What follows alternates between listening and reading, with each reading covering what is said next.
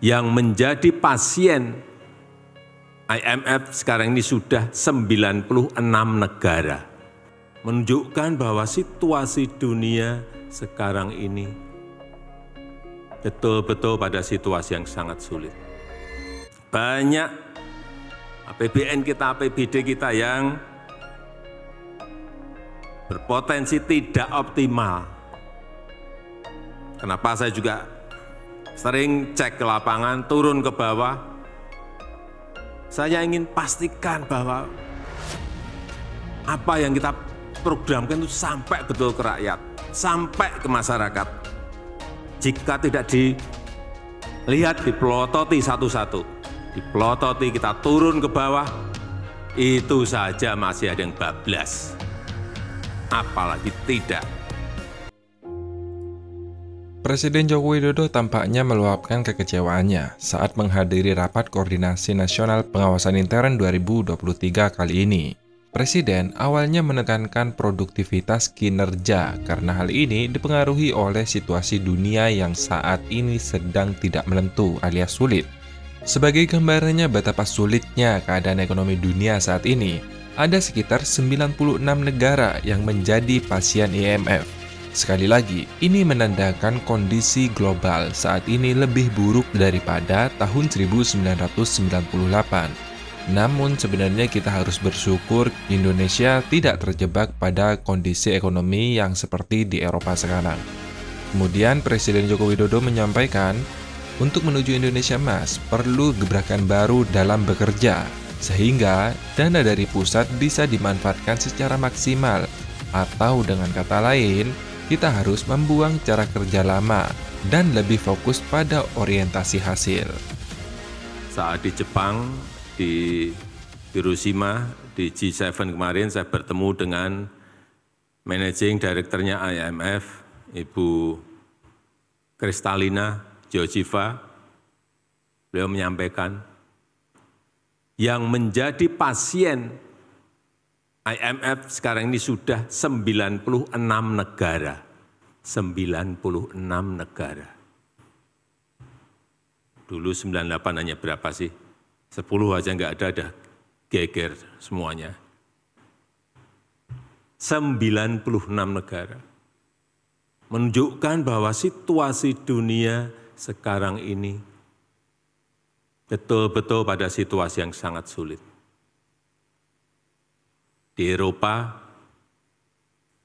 secara teknikal sudah masuk ke resesi. Informasinya yang jelek-jelek seperti itu. Oleh sebab itu, setiap rupiah yang kita belanjakan dari APBN, dari APBD yang ada di BUMN, semuanya harus produktif untuk mewujudkan Indonesia Emas 2045 itu tidak mudah. Disinilah pentingnya peran pengawasan.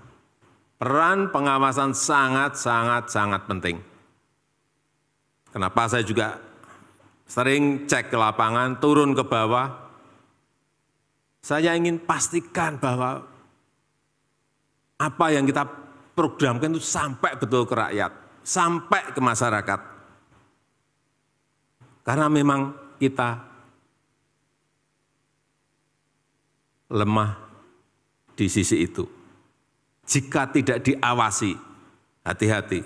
Jika tidak cek langsung, jika tidak dilihat, dipelototi satu-satu, hati-hati, kita lemah di situ. Dipelototi, kita turun ke bawah, itu saja masih ada yang bablas. Apalagi tidak. Banyak APBN kita, APBD kita yang berpotensi tidak optimal.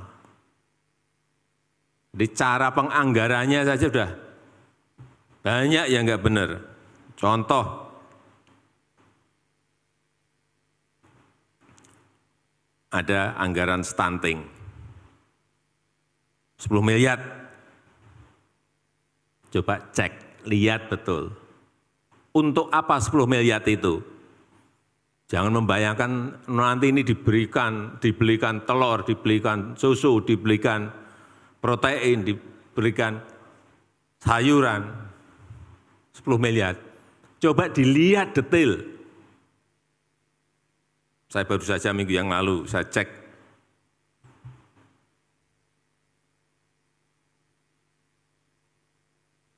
Di APBD, Mendagri, coba saya mau lihat. 10 miliar untuk stunting. Cek. Perjalanan dinas 3 miliar. Rapat-rapat 3 miliar. Penguatan, pengembangan apa-apa, bla bla bla, 2 miliar. Yang benar-benar untuk beli telur itu enggak ada 2 miliar. Ya, kapan stuntingnya akan selesai kalau caranya seperti ini? Ini yang harus dirubah semuanya.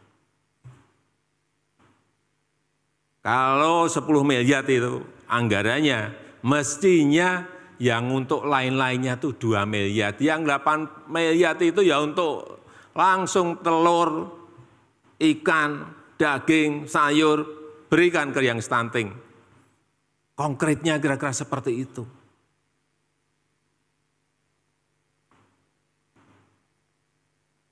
Pengembangan UMKM, ini ada di APBD, enggak usah saya sebutkan di kabupaten mana. 2,5 miliar untuk pengembangan usaha mikro, usaha kecil. 2,5 miliar. 1,9 itu untuk honor dan perjalanan dinas. Ke situ-situ terus sudah.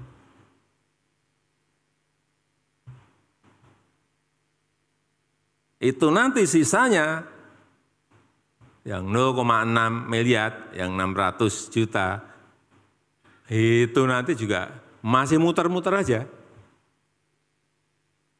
Pemberdayaan, pengembangan, istilah-istilah yang absurd. Tidak konkret, langsung aja lah. Itu untuk modal kerja, untuk beli mesin produksi, untuk marketing. Ya kalau pengembangan UMKM mestinya kan itu. Untuk pameran, jelas. Ini tugas BPKP.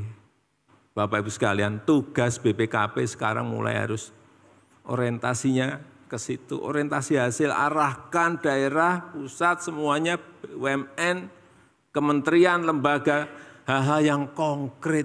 Biar apa? Produktif.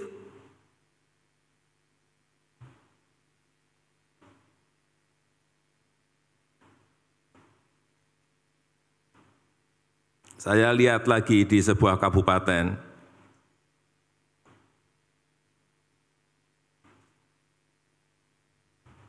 pembangunan balai penyuluh pertanian. Ini jelas loh, pembangunan balai untuk membangun dan merehab balai. Jelas. Anggarannya 1 miliar. Saya cek lagi ini apa tuh kok 1 miliar. Kecil, udah kecil pun saya lihat. Kecil, ini kalau mestinya kalau 1 miliar ya 900 juta yang untuk rehab.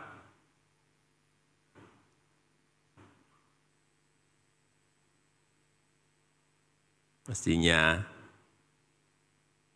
Tapi setelah kita cek benar, 734 juta itu honor, rapat, dan perjalanan dinas.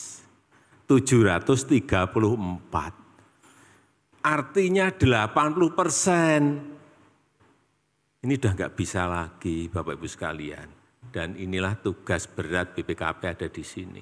Begitu bisa membalikkan 80-nya yang untuk konkret, 20-nya yang untuk honor, perjalanan dinas, rapat, itu baru.